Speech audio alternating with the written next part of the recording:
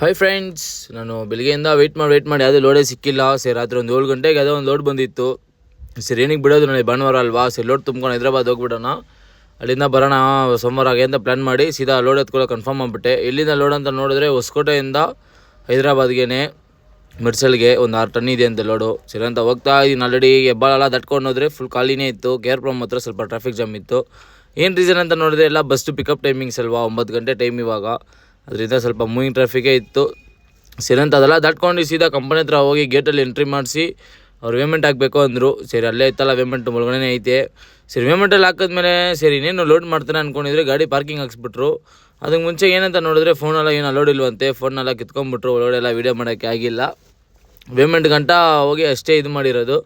ನನ್ನ ಮನೆಯಿಂದ ಬರುವಾಗನೇ ಊಟ ಎಲ್ಲ ಹಾಕೊಂಬಂದ್ಬಿಟ್ಟಿದ್ದೆ, ಸುಮ್ಮನೆ ಏನಕ್ಕೆ ಅಂತ. ನೋಡಿ ಪೇಮೆಂಟಿಗೆ ಹಾಕಿದ ತಕ್ಷಣ ಇನ್ನೇನು ಅಷ್ಟೇ ಫೋನ್ ಅವ್ರು ಇಸ್ಕೊಂಡ್ಬಿಡ್ತಾರೆ. ನೋಡಿ 5,900 ಇದೆ ನಮ್ಮ ಗಾಡಿದು. ಸರಿ ಅಂತ ಬೆಳಿಗ್ಗೆ ಬಂದು ಏನು ನಾನು ಲೋಡೇ ಆಗಿಲ್ಲ ಅಂತ ಸರಿ ಕಂಪನಿಯವ್ರಿಗೆ ಫೋನ್ ಮಾಡೋಣ ಅಂತ ಸೀದಾ ಆಚೆ ಬಂದು ಫೋನ್ ಇಸ್ಕೊಂಡು ಫೋನ್ ಮಾಡಿದೆ. ಸರಿ ಮಾಡ್ತಾರೆ ಹೋಗೋ ಅಂದಿದ್ದ ತಕ್ಷಣ ಸರಿ ಗಾಡಿ ಬಂದು ಪಾಯಿಂಟಿಗೆ ಬಿಟ್ಟಿದ್ದೀನಿ.